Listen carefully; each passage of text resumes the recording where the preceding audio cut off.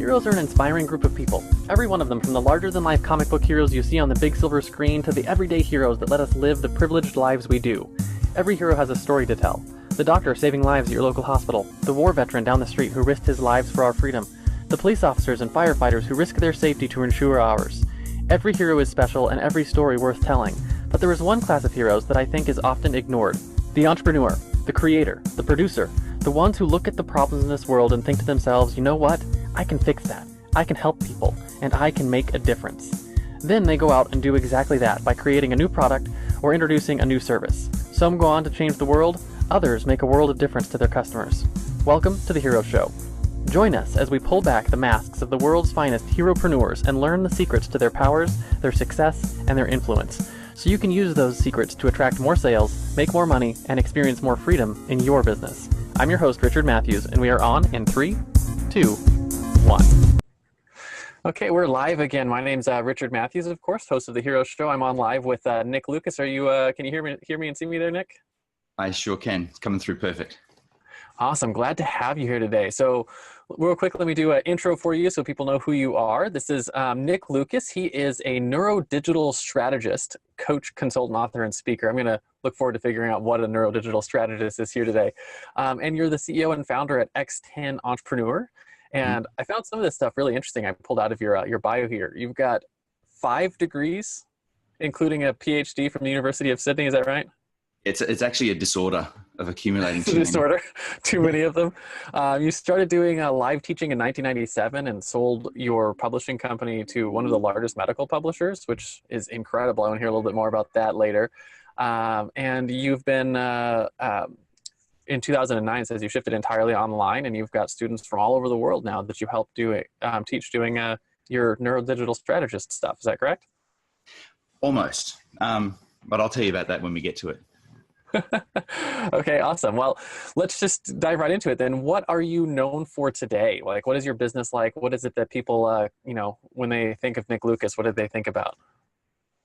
Well, you might appreciate this too. It's a smattering of things because there's quite a few things I do, but essentially there's kind of 2 camps I'm in. One is I tend to work with CEOs and entrepreneurs, and it's actually mostly around their thinking, all the thinking that has to be in place for them to not just become great entrepreneurs, but actually great people and have a great life at the same time, because I've seen too many people just focus on the entrepreneurship and have everything else fall apart, or just not be anywhere near as good as it could be. So it's really about optimizing the life of the entrepreneur. That's one thing.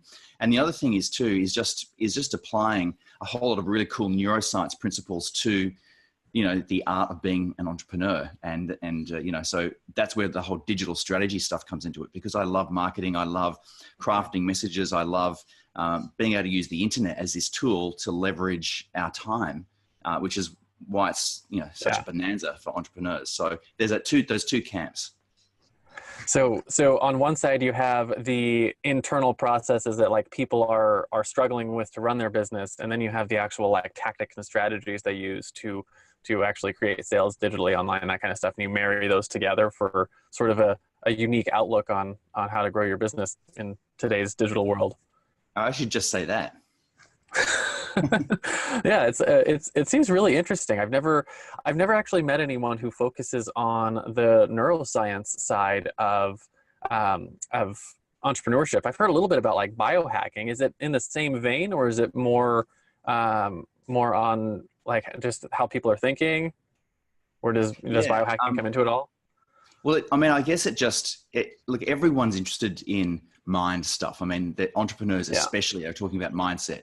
It's just that because I've come through an entire different path of understanding the brain and neuroscience, I guess I just have a certain approach and a certain level of expertise that a lot of other people don't. I can bring that to bear. So in the end, we still end up having the same conversations about like, how do I think properly about being an entrepreneur? How do I think about my customers, clients, all that sort of thing?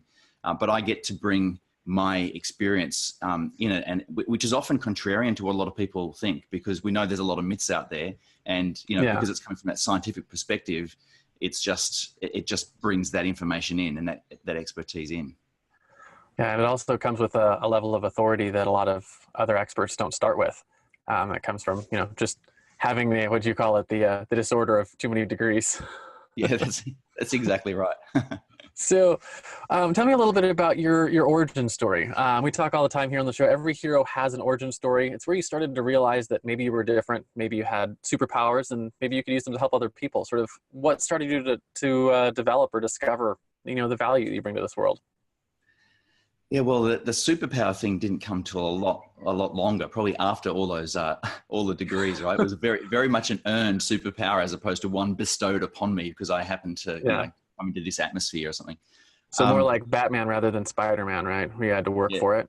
Yeah, exactly right, and go through a lot of pain. Exactly.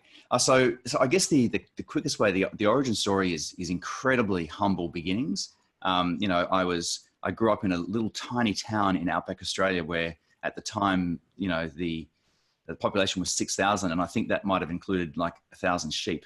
So, very small little town, and my dad was a pastor, and so we ended up moving a lot.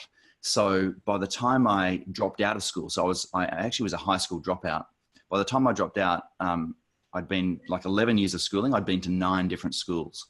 So wow. That, I wouldn't say at the time that was necessarily a healthy thing for me personally. Some other people might thrive with that. I just found it very disruptive, and I think it probably brought with it its range of insecurities because you're always the new kid, and there was a range of things about that whole experience that were okay. I mean, we are who we are because of how we've come to be, but it was okay, but it was also not okay. It wasn't the greatest experience. Nevertheless, that's what happened.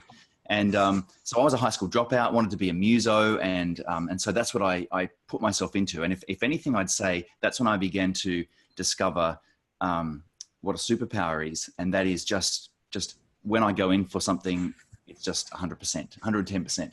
It's like all of a sudden nothing else matters except the one thing that I'm doing. And so music became what I did, and everything, all my money, which I didn't have very much of, but it all went into etc. And then I fell in love with Rhoda, who's my wife, and I realized that this music gig wasn't going to necessarily be a great long-term income earner, and I had to figure out what to do.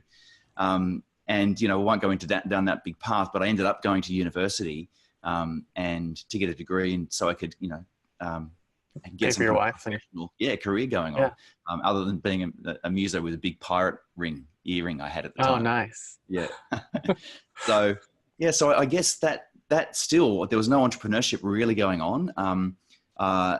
Although, I just went through and studied, and I fell in love with, I learned how to learn, and there's a difference between learning and learning how to learn. I learned how to learn. It was a real struggle at first because I was a dropout. And when I went back to university, I ended up getting in through like an alternative pathway, an adult pathway. But I still then landed myself as someone who's older with a bunch of kids who just come out of school. A lot of them really smart, and I felt threatened. I felt like I was a fraud, like I shouldn't be there. All of these kids had really traditional upbringings, and they'd been through 2 schools, primary school and high school, and then university, and it was like this straight path, and mine was very different. But I took to it. I learned how to learn, and I did really well at uni. Yeah. That's awesome. So when did the transition from university into entrepreneurship happen? Well, I was doing a master's degree. We had no money. Like we would have to go and look in the clothes basket sometimes to see if like $1 coin would drop out, so we could go and have a coffee. It was like we were totally skint, as they say. And so to read books, we would go to the local bookstore, and it was a Borders, and so they had chairs and that around, and we would read books in the bookstore because we couldn't buy them.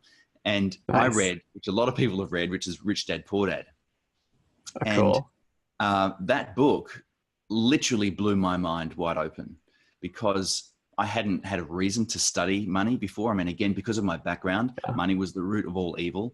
The pursuit of money as opposed to the pursuit of, of being a good person, that they were almost different. So I hadn't gone and read business books. I hadn't gone and pursued that, but it blew my mind wide open. And I realized that I had an incredible father, but he definitely wasn't a rich dad. And we hadn't had any of those lessons. And so this really, really was the turning point. So it wasn't long after that I launched the publishing company that you talked about. And so I did that while I was still doing my master's degree. and that was really, that was born out of a passion, because the thing that we published, I was very passionate about. It was a scientific journal, and there was a certain type of research that I was really looking to promote.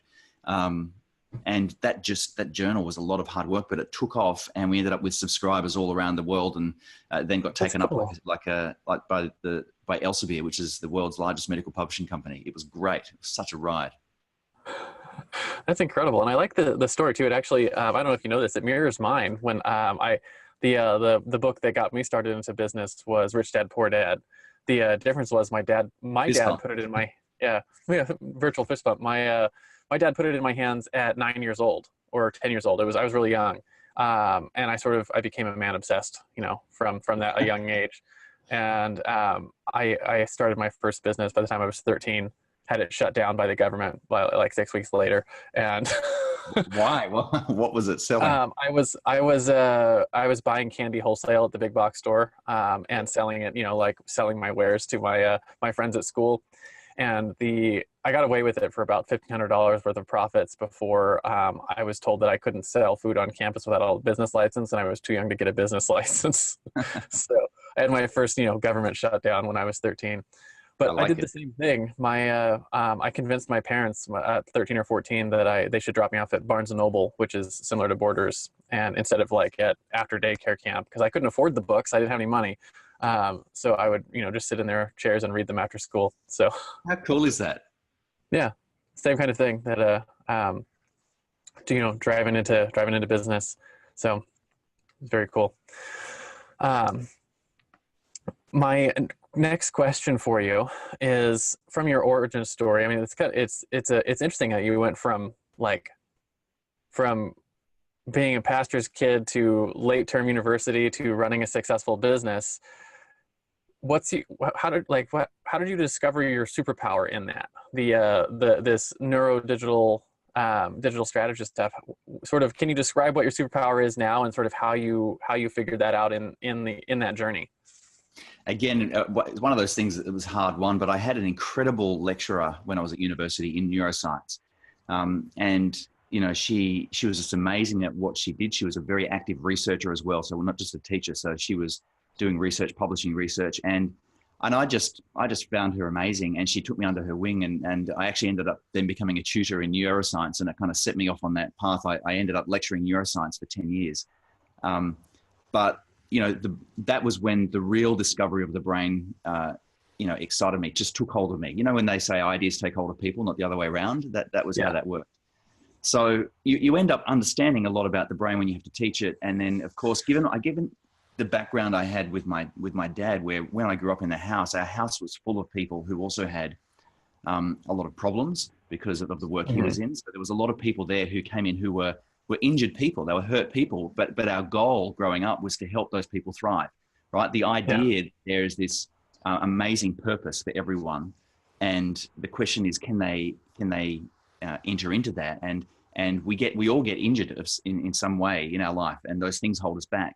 So you can see where it began was this whole, life experience from a very young age of seeing people who are injured, who also want to thrive, then learning all about the brain, and then learning all about business. You can't help but then begin to apply all of those lessons across to the doing of business. And so, for a while there, later on, when I got into the publishing side of things, and I fell in love with internet marketing, and I just went gung-ho in that. I learned about SEO, and I ended up having an SEO agency, because I was good at it, so I helped other people.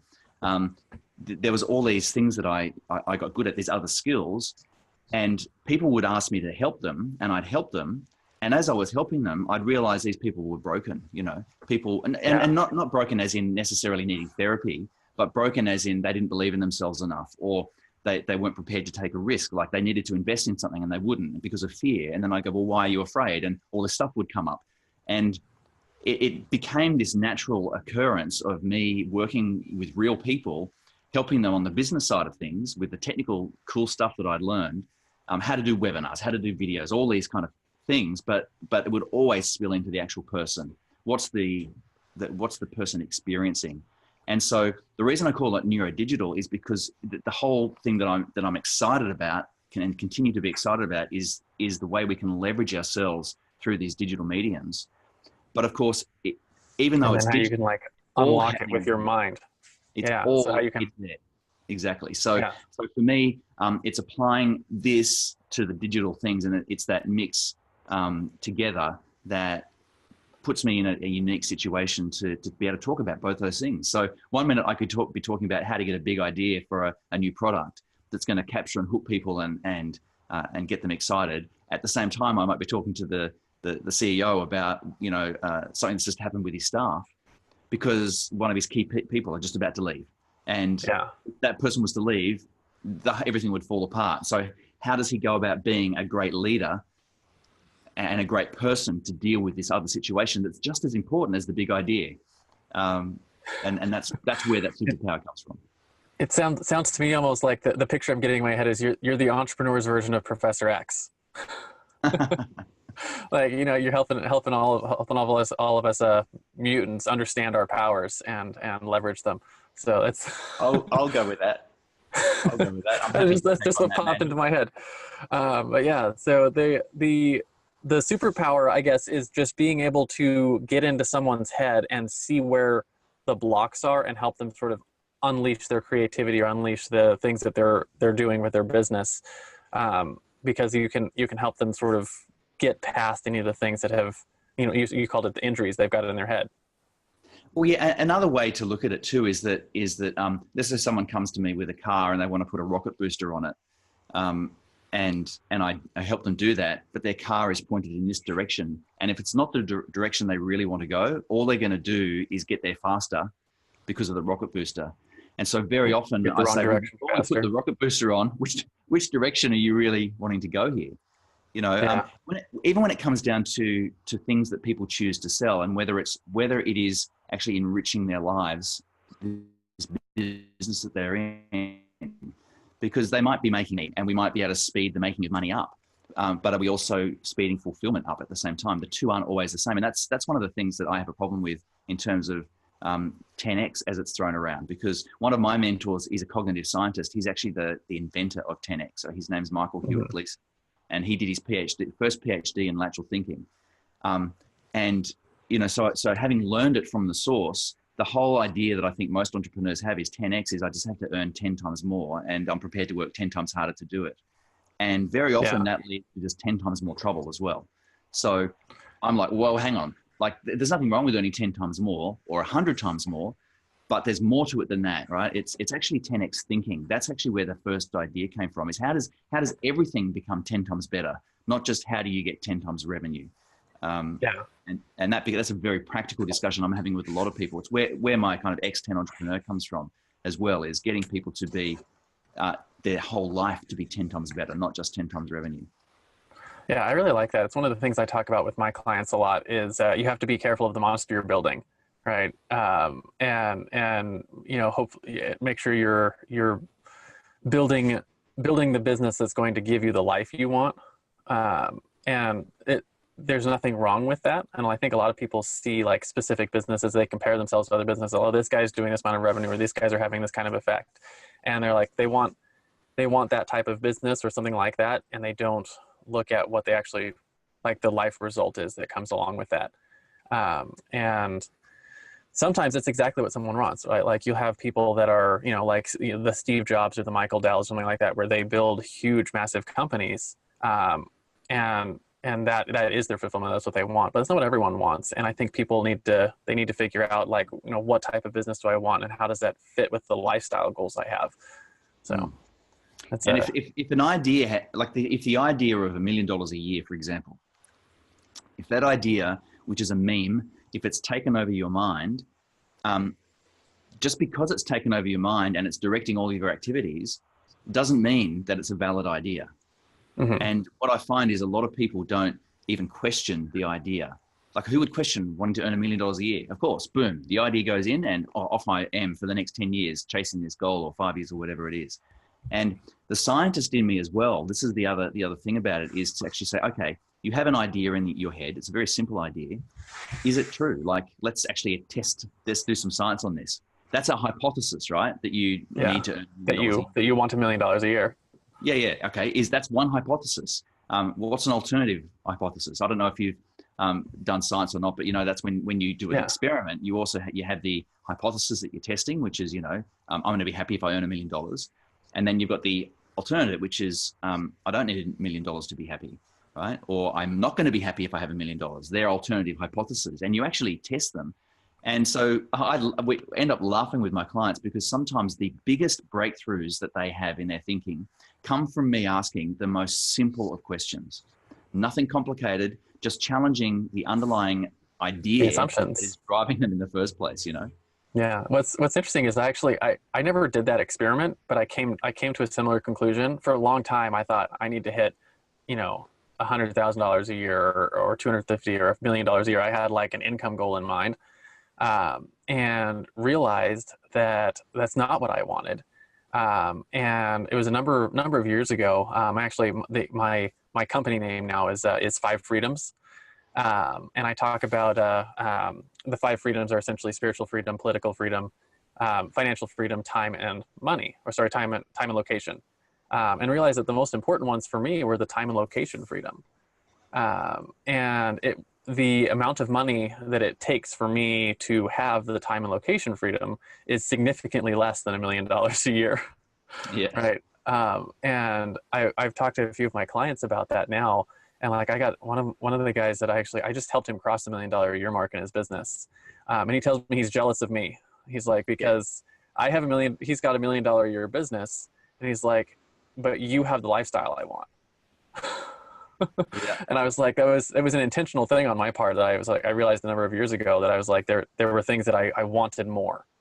And I started building my business around getting those things. So it's interesting that you like teach that, because it was something that I sort of stumbled upon. I had to have an insight into your lifestyle, and it looks great. And I know that you're going through another particular change right now. And I have to ask you outside of the call about whether anything eventful has happened in the last few days. So yeah, referring to our baby number 4, who is on the way. And at any time now, my wife could burst through the door here during our interview and say, "Hey, it's time to go." But it has not happened yet. Right. So maybe, so that with kids is that, again, all of a sudden they don't just require quality time; they do require quantity, right? And and that was one of the things I'd always promised myself, is I was always going to be a dad who picked my kids up. Took my kids to school and picked them up from school, and they're both in high school now, and I still do it. I don't have to do it. They're quite able to go to school by themselves, but I want to do it because I get to, even just that little ride in the morning and the afternoon. Anyway, so it's the same thing you can appreciate, is that other things become more for important. Me at least, I've chosen those as a higher priority. Yeah, and I did the same thing when my first son was born. One of the commitments I made to my wife, I was like, and it's just very specific because it was something that I really wanted. I wanted to be able to have lunch with my kids every day. And it was specifically lunch, not breakfast or dinner. Cause I was like, a lot of dads get to have breakfast and or dinner with their kids, but not very many get to have lunch with their kids every day. And my son's 9 now, and I can count the number of times I've missed lunch with him over the last 9 years on like one hand. And mostly it's just for business events and things like that. And like even one of the last business events I put on for a big, one of our big clients, I got to bring him and show him sort of like what we were doing, because he's getting to that age where it's interesting now to him. So yeah, it's like you choose what your priorities are, and it helps. It really helps define. For me, it helps define business decisions. It's like the filter that you use when you look at business decisions. Is this going to? It's like one of the questions I ask myself is, if I do this, if I invest my time and resources and stuff in my business in this thing, is that going to mean I have more or less lunches with my kid? Right. You use those as your lens, your filter. Yeah, and the times that there's still times, we're not always all perfect. I've made decisions that go against that. And I think I'm going to make them just for a short period of time, right? Because there's some other goal that's come up or some other project that's too good to miss up and everything. Then whenever I've done it, it's actually never to me been worth it. Yeah. And I guess I've had to have that experience a number of times just to have that lived experience. And I should have gone through those experiences because they were the teachers, right? The experiences taught me to have a better filter, to be able to make better decisions in the future, because I went lesson repeated until lesson learned, right? Yeah, exactly right. And it sounds like the neighbors are doing some drilling or something. I'm not sure if that audio is It's okay. through. I can't hear it, so we're good. Yeah. So to move on a little bit from superpowers to the other side of that, which is the fatal flaw that every superhero has, which, you know, Superman has his kryptonite. I tell people my fatal flaw is I tend to be a perfectionist, and I will let perfectionism get in the way of accomplishing things. Mm. And I'd like to talk a little bit about what you think your fatal flaw is, and then what you have been doing or what you have done in the past to help sort of rectify that and overcome some of that in your business. Yeah, well, my take on fatal flaws is you can't have the good without the bad. Yeah. You can't have one side without the other side. You know, and there's a saying, you know, the bigger the front, the bigger the back, right? If you look at a circle, right? Yeah. And so rather than there being good qualities and bad qualities, every quality is just a quality that has good and bad application. And so that's the way I've come to see it, right? So one of the best things that I've learned to do is to learn. As a result of that, because I'm so capable of it, the curse of that is the needing and wanting that constant stimulation of learning new things, right? Yeah. Now, some people might class that as bright, shiny object syndrome, and it's not, because when you look at that, that's people who are unable to stick with something and just literally do keep jumping from one thing to the other. I find myself so deeply interested in so many things that there's not enough time in the day. And if really all I had to do was to work out, look after the kids, and just spend time learning, I could easily find myself just doing that. So, you know, the key is going, okay, I'm learning stuff, but I also really enjoy getting results as well. But funnily enough, this is just a statement where I've come, like, the results are great, but I've always enjoyed the learning more than the result. More. Yeah. Right? So that means I could go ahead and learn something, almost apply it, but then not need to apply it because I already got my... You already got the satisfaction. I got satisfaction from learning something, right? And then especially if I might teach that or share, because I just a natural born teacher, I like to teach what I've learned and what I've found out. So, you know, a lot of the times, and this is kind of contrary to what's in the marketplace a lot of the times I've taught things to my clients that they've gone and done and that have worked, even though I haven't done that exact thing. But then that's the beauty of information. Information isn't valid whether I've done it or not. Information's valid, especially scientific information. It's valid because it's valid. Because it's valid, yeah. I call that head knowledge versus heart knowledge. Heart knowledge being stuff that you've personally experienced, and head knowledge being stuff that's just known, like, you know, gravity makes you go down, that kind of stuff. Exactly right. I mean, I don't have to have put up an opt-in form and collected names and emails to know that if you put up an opt-in form, you're going to collect names and emails. You know what I mean? So anyway, so I would say, yeah, that would be it. That would be it. If I look at all of it, I would say that would be it. You know. What's interesting is I've never really thought of that as a flaw in myself, but I have the same problem where, like, I tend to like learning more than I like doing the things, and I find that I've had to I have to build systems for myself. That part of my learning process is, how do I turn this into a system that someone else can do for me? Because I know I'm never going to do it. Like, I'm more interested in, like, learning whatever the next thing is. So I'm like, if I have to do that in my business, I'm like, okay, I've learned it. Now the next part of the learning is, how do I turn that thing that I've learned into a system that someone else can do for me, and then get them to do it. And then the whole learning process that goes into the, you know, where the problems are with that system and fixing it and, like, making that better. And then after I've done that and I can step away from it and I can go on to learn something else, that's sort of how I've dealt with that problem. Because, like, I would do the same thing. I could spend all day reading and listening to books and just, like, never actually accomplish anything, because I would be totally satisfied and broke. Yeah, and broke. Well, look, there's a whole lot of character traits that have been found to define entrepreneurs and successful entrepreneurs. So a whole lot of qualitative research has been done looking at entrepreneurs from different industries, different size businesses, to find out what is it that makes an ultra entrepreneur. And there's a whole lot of skills. And interestingly, one of them is what they call profit focus. Only one of them, right? The other 9 things, I think, come around creativity and ability to delegate and a range of other things. But one of them is profit focus. And when I had a look at myself, I was strong in almost everything except profit focus. It wasn't just a natural thing for me to get up and look and go, what are the numbers today? How much money are we making, right? So that's something that I've had to say, well, okay, because I recognize that, it's something I've had to do on purpose as opposed to just getting up and being natural. And that's a system I've had to try and apply to remind myself to be profit focused. Oh yeah, there's an outcome here. And that's not a weakness. It's just I think that's a really important thing to for people to understand is if you realize what your natural inclinations are versus not, and you don't have to be stuck by what those natural inclinations are. You can be intentional about doing things different. And I one of the things I tell my kids all the time actually is you're defined not by how you think but how you act. Right? And you might not think as a profit-focused person, but if you get up in the morning and you're like, I have to set an alarm and I have to look, add onto my calendar, look at the numbers today, and then you go and actually look at the numbers, then you're actually the kind of person who has profit-focused, even though it's not a thing that's happening up here, right? You're just forcing yourself to do that. So I don't exactly know what you call that, but I know it's a skill set that people need to develop in a lot of different ways. Look, people can, there's a lot of things in the kind of personal development space, speaking about doing what you love, which is great.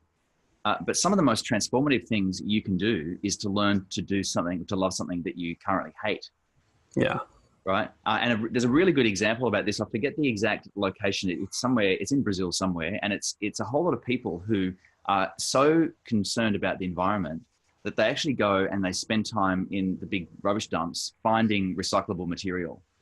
And they hate going to the rubbish tip, the dump, except now that they don't. They've gone there because some other purpose, some other higher purpose has required them to go do something that would be distasteful and stinky and smelly and unhealthy to all of us. Yet they've now gone, and because they've done it and they see this other purpose, they've come to learn to love what they hate. It's the same with exercise. You get someone who hasn't exercised for a few years and you put them in a gym and they get red-faced and puffy and it hurts and they're sore for 3 days later. They hate that. Versus someone who's come to love exercise. And so it's a dangerous idea that we should only do what we love. I tell people doing some of the most incredible things in life. Yeah, I tell people that passion is not a foundation, that mastery is. So mastery begets passion, not the other way around. And the better you get at things, the more you tend to like them and become passionate about them. And how many people are magical, lucky enough to wake up and just know what their passion in life is? It's not many. I've not met anyone yet. Right. So, and if you wait around looking for that to somehow dawn on you or be shown to you, then, what are you going to do in the meantime? That's what I say to people. Look, in the meantime, why don't you get really good at something? Yeah, why don't you get really good at it? Yeah, that's amazing. So if we were to move on a little bit on what would you say your common enemy is, right? Every superhero has a common enemy. It's the thing that you fight against, that if you could go into every entrepreneur, all of your clients' life and just remove that enemy, that villain, what would that be if you could define it?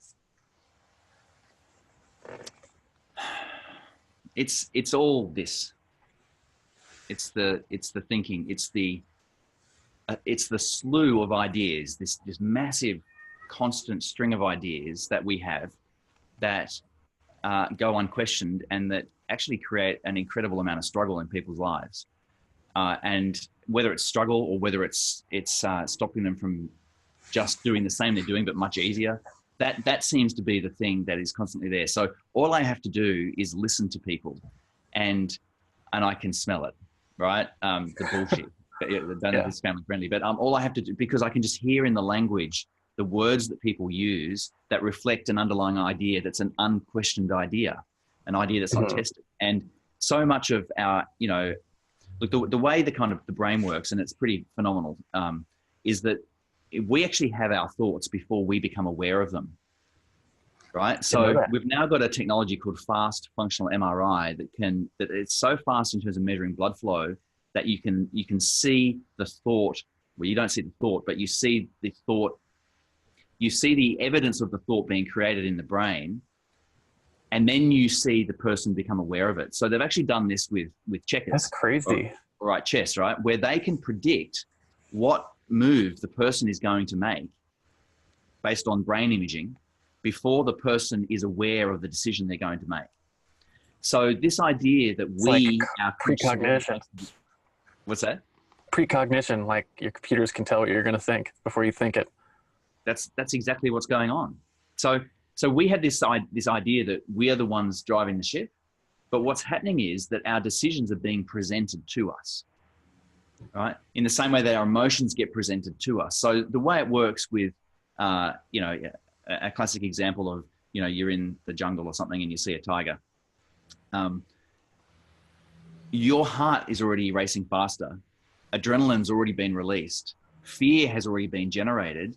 And then you become aware of all of this and try to process it, but you're already starting to run.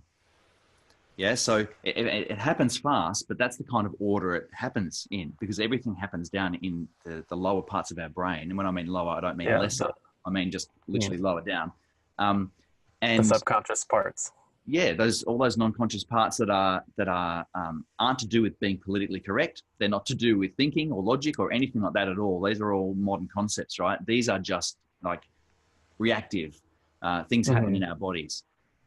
And so everyone kind of gets that idea, right? So what happens is I see actually a really good example is if you put a frog in a cage or a tank, whatever, and it had a lot of dead flies, the frog would starve. Because what happens is when a fly is going past a frog, the image of the fly goes into the frog's brain, but before it even then passes to its visual system and then goes to its consciousness for it to become aware that there's a fly, its tongue's already gone out and brought the fly in, right? So there's a reflex, just like the knee reflex, if you've ever been to the doctor and they've tapped your knee. Yeah, where they tap your knee, yeah. That's what's happening to their tongue. That's why they can be so fast, because when they've calculated how long it would take for the brain to process, oh, there's a fly, it's right there, I better put my tongue out. For the frog to consciously do that, it wouldn't be fast enough and it would miss the fly. So that's just an example in a frog, right? But it's an example of something happens to us, our brain reacts at this non-conscious level and things happen as a result. And then we become aware. Yeah. The frog just becomes aware it's chewing a fly now. That's pretty cool. Right? I've noticed it. That same kind of phenomenon happens with driving, right? I've noticed that you can forget yourself and you will just like go in automatic mode and drive. And it's because your brain's processing all this stuff and doing it. And like, if you've ever I do this all the time, like when you're driving, if you ever just like pay attention to how your arm is moving on the steering wheel and realize that like, you're not doing any of that. It's just happening. Like your body's just making micro corrections all the time. And I'm sure it's doing with all sorts of sports, but driving is just, you can like actually pay attention to like your hands and stuff and see what they're doing. But it brings credence to that idea that your brain is thinking before you are. Yeah, it's cool. And that's called ideo-motor movement, which is movement associated with the dominant idea that's in your head. But you're not necessarily aware of that. I bet you hopped in the car and ended up in Florida and not known how you got there. Is that right? It happens. You go from LA and Florida and be like, dang it, I got all the way across the country. Yeah. So what did you call that though? Ideo-motor activity. Ideo-motor activity. Never heard of that before. So I didn't know it had a name. Yeah, William James, psychologist, first kind of talked about it in 18 something or other. Yeah. So rather than it being a reflex, which is what the fly example was, and rather it being volitional, where, I've got my hands on the steering wheel, I'm going to turn it. Ideo-motor is all that other movement that we do that is not driven by a conscious decision. It's just, but it's still driven by a decision. It's just all happening non-consciously. Yeah. Yeah, that's interesting. So, to boil that all down. Swipe in Facebook, that's ideo-motor activity, right? I say if we were to break it down, the common enemy is untested ideas. If you could remove untested ideas from your clients just with a magic wand, that's what you'd get rid of. Or get them to learn how to start questioning them. Yeah. Because often when things change dramatically. Yeah. Awesome. So let's change gears here a little bit and talk a little bit about your favorite tools, right? Every hero has their tools. You know, Thor has his big magic hammer. Batman's got his batarangs. You know, maybe it's just Evernote for you. You like the way you organize things in Evernote. What are some of the tools that you use on a regular basis to accomplish the work that you do? Look, I have my favorite tool is a big A3 sheet of art paper. You know, the big books you can get. Yeah, the big ones. Do art. Yeah. So that's one of my favorite tools. And I've got a whole lot of different kind of Sharpies and fine line texters. And I map out all my funnels on those first, and I put my ideas down, and I do all that sort of stuff. So that's I find that I enjoy that as a tool. That's number one. And then I think when it comes to kind of digital tools, I've got my stack of things that I like, and like any of us in this game, we've all got our favorite tools. But you know, yeah. I love working with WordPress. I have developed mastery around a certain things. You probably you know Thrive Themes and their suite of plugins to be able to do my work. I find I'm in there a lot because I build funnels, you know, and I just can make that stuff work. And it's one of those really important things to decide, because there's a whole lot of now different builders for WordPress, for example, and they could be really good, but there's always a cost with having to go and learn another software app. Yeah. And even if it might be better on these and not so good on those, it's the time and cost it takes for you to go and learn that. The opportunity that comes cost. Down to my whole learning enemy, right? Yeah. That weakness around, okay, is this me just going down another thing just because I could learn it? Or is it really going to make a difference to the outcome? And so I've decided to stick with a particular thing. And I love it. I find that interesting too, because I discuss this a lot with my clients. Is they'll come up and be like, I'm not making sales, right? Or I'm not getting the sales I want. Maybe I need to change my scheduling software. Maybe I need to change my page builder. Maybe I need to switch from ClickFunnels to Lead Pages, right? Maybe I need to go from Infusionsoft to ActiveCampaign.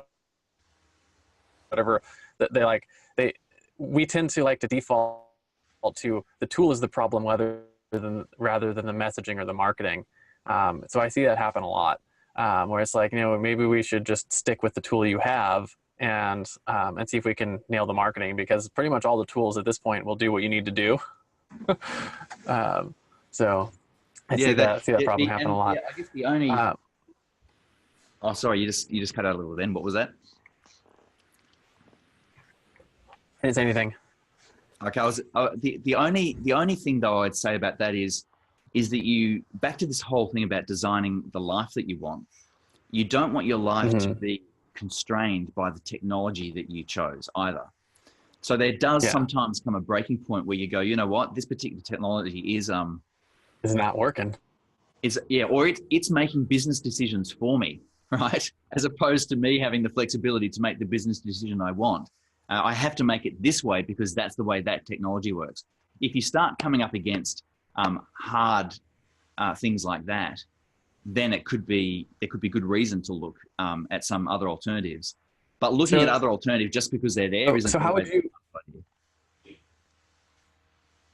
So how would you help someone navigate that? Like if they were thinking to themselves, I've got a technology problem, or maybe do I have a technology problem or not? Is probably the better question. Like how do they determine if it's like I just want to change because I like to change things and they're maybe misusing their time versus it's actually constraining them? Yeah, I think it's in a couple of times I've had that particular situation arise. It's been more about them trying to understand the capabilities of the tool they've got and what's actually really going on, and if there's an easy way to do something, and so then it really becomes a case by case example about is the technology really in the way, or would it be so much easier for them to do it this way? It's a case-by-case discussion. I think it comes down to it. And admittedly too, when I've had those discussions, they were even going back a few years. So with a couple of key people I remembering, and back then, some of the technology differences were quite stark. You know what I mean? Yeah. But like you say, now everything's become so easy and so useful. Most of the time, like you say, the technology can do what it needs to do, no matter which one you're using. Or if you go from here to there, what you gain here, you lose. So you do something over here. Yeah, it's again about going, are you worrying about stuff that doesn't even matter to the big picture? Mm-hmm. Are you tired of trying to write webinars that don't consistently convert? How would you like to have a webinar that effortlessly created sales in your online business? You can. Introducing the Webinar Alchemy Workshop. Webinar Alchemy Workshop is an online masterclass that will help you write incredibly persuasive webinars for your online courses quickly and easily. Using what you learn in this class, you can build a webinar that educates your entire audience while still creating sales. For a limited time, you can purchase this masterclass for only $7, and you'll get the exact framework I've personally used to help my clients sell more than $1 million worth of online coaching and training just over the last year. Simply text the word alchemy, ALCHEMY, to 444999, and I'll send you all the details. The music is by Purple Planet Music. Visit www.purple-planet.com. I want to bring back your A3 paper real quick, because I've noticed a common thread among entrepreneurs that drawing things out tends to be a big part of their thinking process. I'm curious if there's any sort of neurological stuff that goes into that, because it's very common that I've noticed a lot of entrepreneurs, whether that's on a piece of paper or it's in a notebook, or I tend to use mind maps for the same kind of thing, just because I have no drawing abilities. If I drew it on paper, I would never be able to read it again. So, but I have to have like a brain dump place, right? And I'm curious if there's any science behind that and how that sort of affects entrepreneurs. Very much what we do with our bodies has an impact on our brain and the way it works. So even just there'd be numerous neuroscience things to explain what you just talked about, or why that's a good thing. And I'll go for two examples here, right? One is that if I got you to hold a plank position mm-hmm. For 30 seconds, 40 seconds, a minute, after holding a plank, that is hard to do, but you could get up and walk. But if you had to do a plank again, you'd be tired, you'd be fatigued, because that particular group of muscles, the way you did, held them, has become fatigued and needs to be replenished. And in our brains are the same way. Thinking is a very, very energy expensive activity to do, and also doing certain things. So you think about this: we sit forever and we're typing like this. This is what we're doing. That's the action. It's just driving certain neural pathways all the time that do get fatigued. And so it can be a really good idea to do something different other than this. And if you think about getting an A3 bit of paper out, it might seem like a subtle difference, but doing this is a different movement than doing this. And I can tell you right now that this, is very specific neural pathways. They end up getting fatigued. I mean, our body's great at replenishing them. You can sit for hours and hours doing this, right? Because I know that you and I have both done that. But doing something different just makes a different environment in your brain. And I find that I can be much faster. I'm sure there's probably not much difference between A3ing it or doing it on some kind of iPad or tablet. It's the same kind of activity, just doing something different. It's like you've just physically changed your space, right? You're just doing different things with your muscles to accomplish the same thinking. Yeah. And if you're doing different things with your muscles, there's only, a very few stops between this and your muscle anyway. So the fact that you're doing different things with your muscles means you're doing different things with your brain. You change the environment by what you do, which kind of leads me to this next idea, is that we can often only, somewhere between 10 and 20 minutes, absolutely focused time is about all we've got. And we might think that we can sit there for an hour or two and be focused. But in actual fact, if we were to put measures on our brain, we'd find that after 10 minutes, we start to lose focus, right? We might bring it back, but we start to.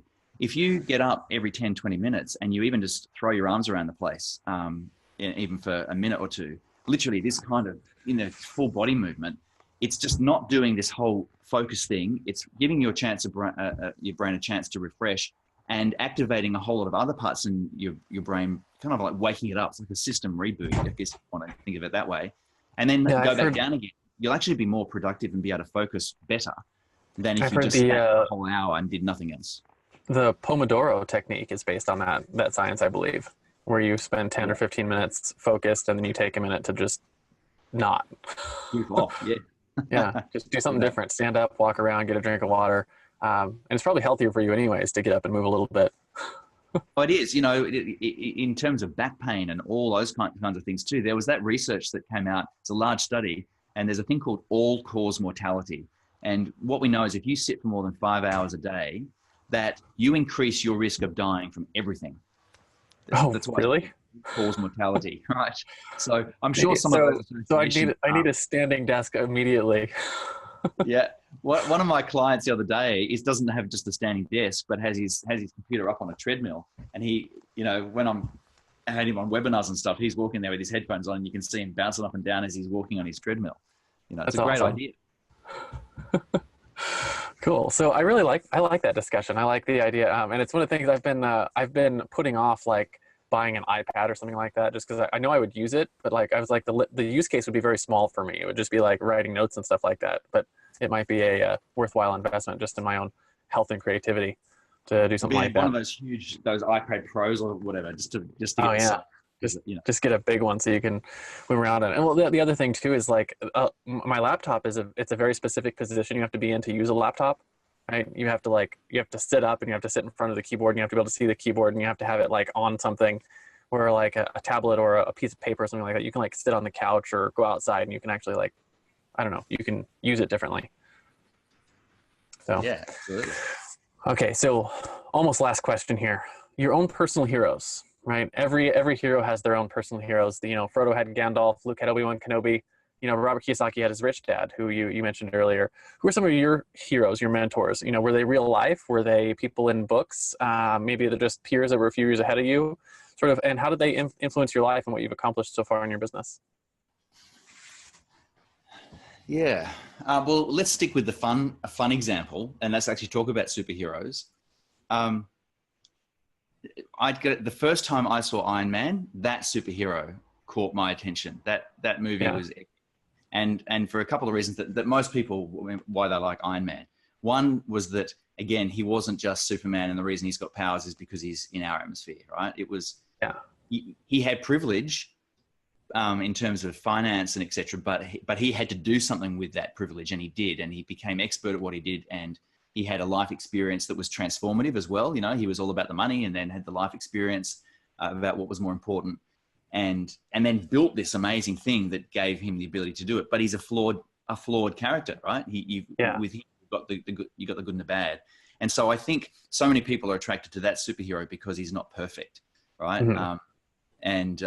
And so I could be like him because there's the flaws, right? So that's a great example. And I related to it because it's that the word I use is meritorious, right? It's like when you go through university, that the way you get rewarded and you do well is by merit, right? There's no getting through. Well, you hope there's no getting through for other reasons, right?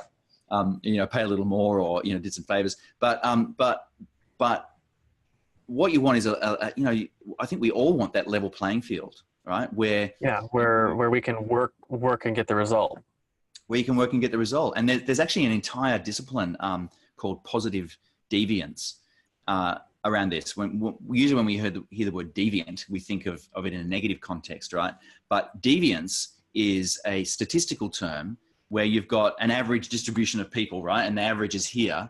And positive deviance is, bang on the camera, I've got to get the other way. But positive deviance is just deviating from the normal, but in a positive direction. Yeah. And what the field of study is, you go into communities, and it could be anything from entrepreneurs all the way through to whatever it is. And you look for examples of people who are getting an extraordinary result, even though they've got the same resources as everyone else. Yeah, and see what's actually letting them do that. Yeah, so then you go in and you observe and you discover what it is that they're doing. And because there's no special circumstance, there's no, we happen to have, a gold river running by and we just dip into the gold. And so that's why, there's no kind of special thing. Then what you can do is learn what they're doing, and then it's teachable, right? And then you can help everybody begin to learn that. And I think that that's very much the case of online or digital business. Is that yes, people do have special privileges, but there's a heck of a lot of people who are doing incredibly well, who just started out deciding to learn how to master this side of things, and it's all available for them to learn. That could almost be an alternate name for this show, because positive deviance, because that's what we're looking to do is like let's look at people who have unnaturally good results and see what's behind the hero's mask, so to speak. Like, what are they doing differently than other people? Because they have the same access to resources that we do. Same 24 hours in the day, and life experiences and whatnot. So that's really cool. Okay, so the actual last question for the interview is your guiding principles, right? So what are the top 1 or 2 principles or actions that you use regularly, like on a daily basis, that contribute to the success and the influence you have in your business that you wish you knew you had when you started out? When I started out, I was very driven, like most people, by ambition. And it's a good character trait, right? That's an ambitious person, right? And you get things done, and then you get status as a result of that, and you get all this positive feedback for ambition. Except that I really found it hard to enjoy my results as I went along. It's not that I didn't enjoy them, but it seemed so temporary. Like you'd spend all this time and effort to achieve something, and then boom, you would literally achieve it in a second. And you might feel good about it thinking back on it, but the time came and went. The actual achievement you were so ambitious about came and went so quickly that it was hard to, right? And so, and then this is what I began to discover in a lot of the clients I coach, right? Is this driven ambition. And yet they were angry, frustrated, annoyed at things. There was always something going wrong. There's always some drama. And I'm going, this is just none of this feels right. Especially when I anchor it back to the early experiences I had with my father, whose entire life has been about helping people find peace and calm, right, in this moment, and being content in the moment. And for me, I realized that I was ambitious, but I wasn't content. And I had to reframe how I thought about that so that it did become a guiding principle. And so what I've found is this, and this is just the words have meaning for me. You might have words that mean differently for me, but I've kind of tossed aside the idea of ambition at all. And what I've realized is that I'm actually a very creative person. We all are. We're creating things. And I don't mean creative in terms of poetry and songs and music. And I'm talking about the creation of stuff. And in business, that's what we're doing. We're creating. And so in any moment, I can either be at peace, I'm resting, I'm chilling out, or I can be active. And in that moment, I want to be creative. I want to be creating something. And if I'm creating something or I'm relaxing, either way, I'm content. So I found a way to be in the moment and be creative or chilled. Either way, I'm content. And I'm never saying I'll be content or happy when. I'm not driven by that ambition to say, when I finally get that, that's when I can be happy. That's when I can relax. And so I would say that overall, that is what I get up in the day to do, is to find and live in that moment of contentment. But I can be incredibly creative and be working toward things for the future. I still have goals in the future. The difference is not being ambitious about them and then putting off being content in the moment until you get there. That's going to be in the future. Yeah. So yeah, it does. It's magical. And actually, I have something similar I do in my life. I use a different set of vocabulary for it. But I call that thought, that almost the exact same thought process, I call that having contented ambition. And the idea for me is that I have things I'm moving towards, but the journey is the thing that I'm enjoying. Right? The journey is the thing that I'm having the contentment with. Yeah. Because that's really where the magic is. The magic is in the journey. And because destinations, especially in life, since we're passing through time, every moment is transient, and you're just there for a split moment in time, right? And if you can learn to be content in the journey, which is something you sort of have to like train yourself for, because it's not something we're taught like culturally, is to be content in the journey, then and I figure the ambition part of that is just having a destination for your journey. Like I sort of know the direction I'm going, and that's where the ambition is, but the contentment's with the journey. So it's very similar. It's cool that you have something similar that you do for your business. Yeah, because that the future actually never comes. It just never does. Yeah. It's the thing. We all know it too, right? Tomorrow never comes. It's always now. And so the way the brain works too is that that anything about the future is just a complete imagination. And we've got a million and more, alternate futures rushing toward us depending on what we do in the moment. It's all about the moment. And then the past too, you'll know from if you've ever come across any neuroscience research, is the past, our memory, our recall of the past is biased, right? The way we recall the past is a hazy memory anyway. It's not like a hard drive. We go back and we rewatch the same thing. So if that's dodgy and the future is just anything we can imagine, what's the only thing that's happening is literally what's happening right now. That's it. And you know, some religious practices have focused on that, but it doesn't need to be anything about spirituality. It's just reality. Yeah. That's just the way it is. Okay, so this has been really fun. I have one more thing that I do on the show. It's not really a question. It's I call it the Hero Challenge, and the Hero Challenge is it's just, do you have someone in your life, in your network, that you think has a really cool hero story that we should tell on this show that you'd be able to introduce and bring on the show and sort of tell and share their story? I do. Who would that be? And why do you think they should be on the show? His name is Glenn Campbell.